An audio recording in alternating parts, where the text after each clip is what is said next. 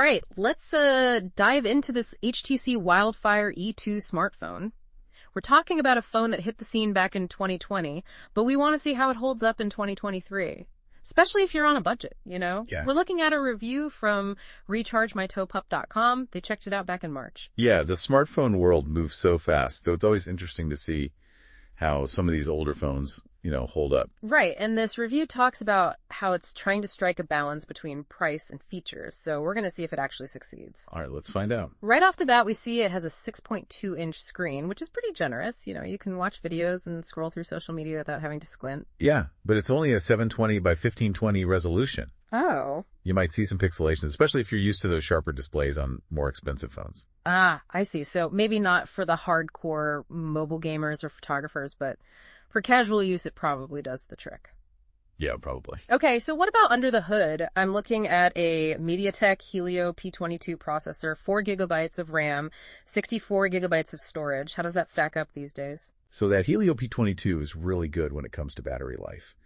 But it's not exactly a powerhouse. You're not going to be, editing 4K video on it or anything. But for everyday use like browsing social media, this should be just fine. The 4 gigabyte of RAM, though, that's where it gets a little bit tricky these days. If you have a bunch of apps open, like your web browser, Instagram, Spotify running in the background, things might start to slow down a little bit. Okay, so not for the multitaskers. Yeah. All right, makes sense. Now on to the cameras. We have a 16 megapixel main lens, a 2 megapixel depth sensor on the back, and an 8 megapixel front camera for selfies. Seems pretty standard for a budget phone. Yeah, and I think that depth sensor is mainly there for marketing. Don't expect amazing portrait mode shots from it. Sure. That 16 megapixel main camera should be decent, though, especially in good lighting. It really depends on what you need from your phone's camera. Right. If you're just taking casual pictures for social media, it'll probably work just fine. Yeah, definitely. Okay, what about the software side of things? It looks like it's running Android 10 with HTC's Sense UI. The review says it has a clean and simple interface. But that was a while ago, in the Android world. Yeah, Android 10 is a bit dated now. And Sense UI, used to be known for its customization options. Yeah. But compared to what's out there now, it might feel a little basic in 2023. All right, time for the part. I always dread a little bit the design. The review didn't hold back. They said the plastic body feels cheap. Ouch. Yeah. But I've definitely sacrificed a phone or two to the concrete gods in my time. So maybe durable plastic isn't so bad after all. That's true. There's always a trade-off. Metal and glass look and feel nice, but plastic can take a beating. It really makes you think, what's more important to you? Sleek design or something that can survive a drop. Right. And how clumsy you are with your phone. Exactly. All right, one of the highlights of the review was the battery life. It says the 4,000 milliamp battery should last for a full day. That's good.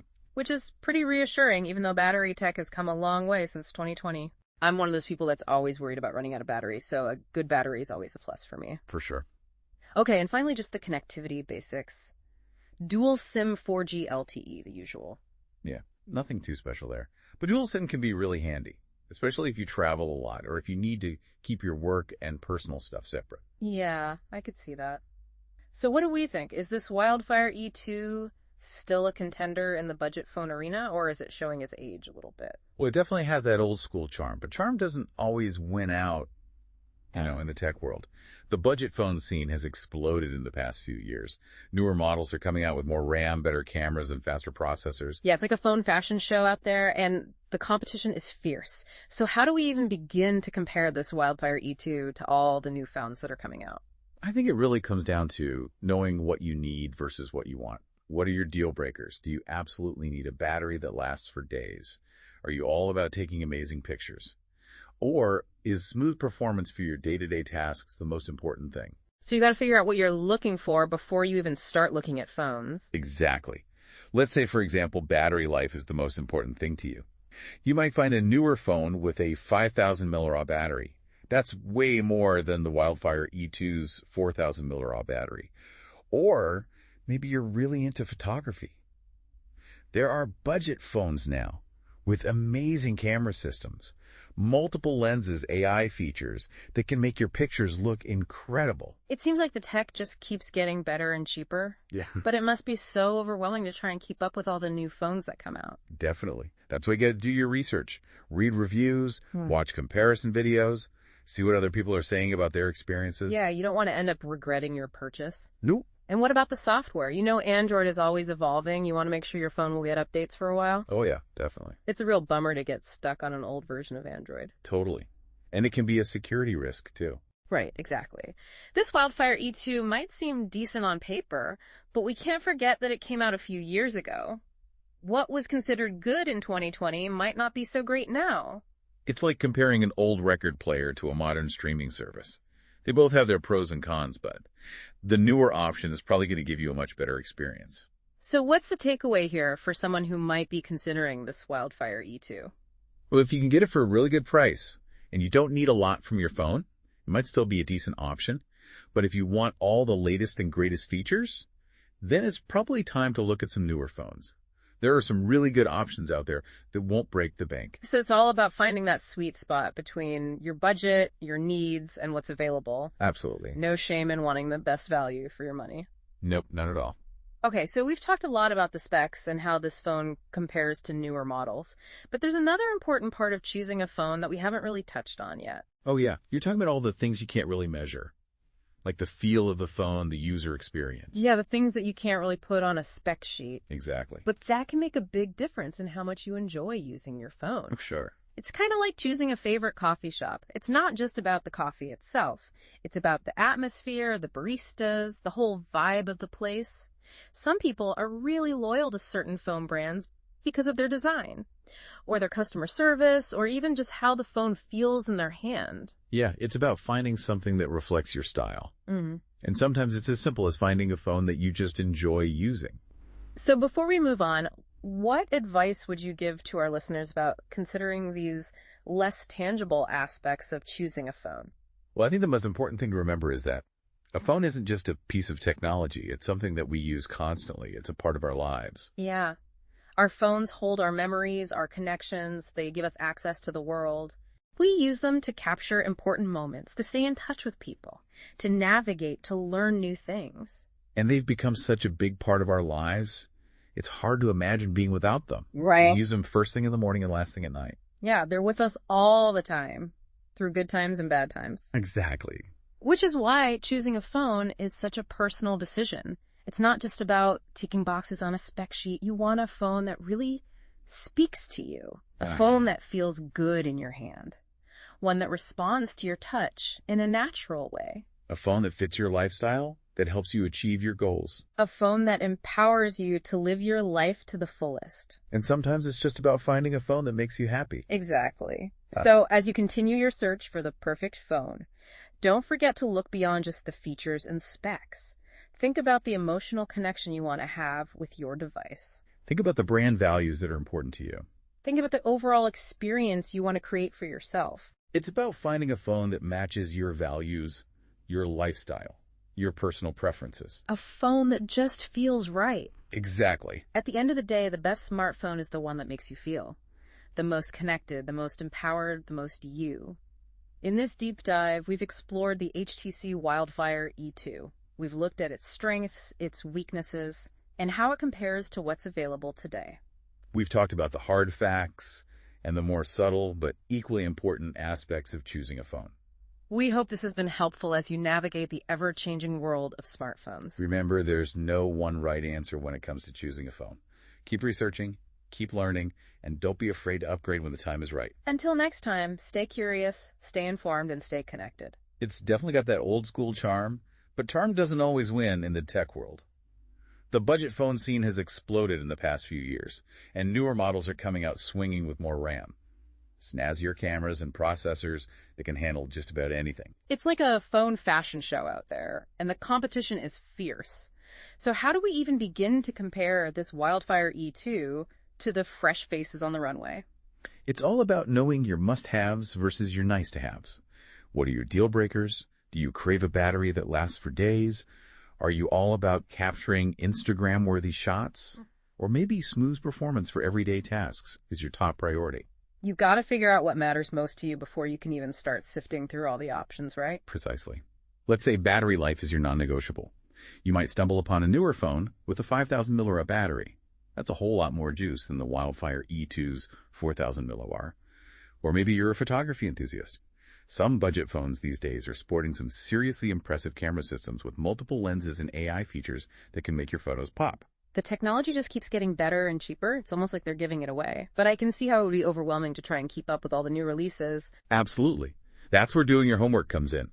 Read reviews, watch those comparison videos, and see what other users are saying about their experiences. You don't want to end up with buyer's remorse. And don't forget about the software. Android keeps evolving, and you want to make sure your phone will be supported with updates for a while. Getting stuck on an old version can be a real drag, not to mention a security risk. You're singing my tune. Software updates are like the vitamins that keep your phone healthy.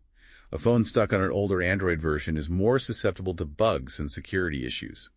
It's like driving an old car without regular maintenance. Eventually, it's going to break down. This Wildfire E2 might seem decent at first glance, but we can't forget it's a blast from the past. Technology doesn't stand still, and what was considered good in 2020 might feel a bit dated today. It's like comparing a vintage record player to a modern streaming service. Both have their merits, but the newer option will probably give you a more seamless and feature-rich experience. So for our listener who's eyeing this HTC Wildfire E2, what's the takeaway here? I'd say if you can snag the Wildfire E2 for a ridiculously low price and you're not a demanding user, it might still do the trick.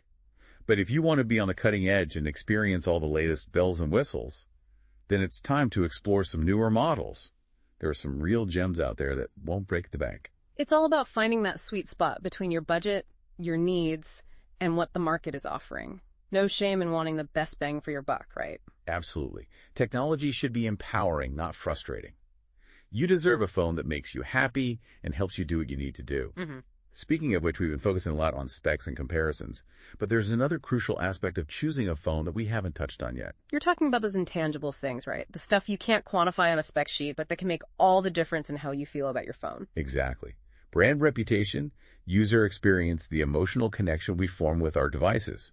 These are all factors that we often overlook, but can play a huge role in our overall satisfaction. It's like choosing a favorite coffee shop.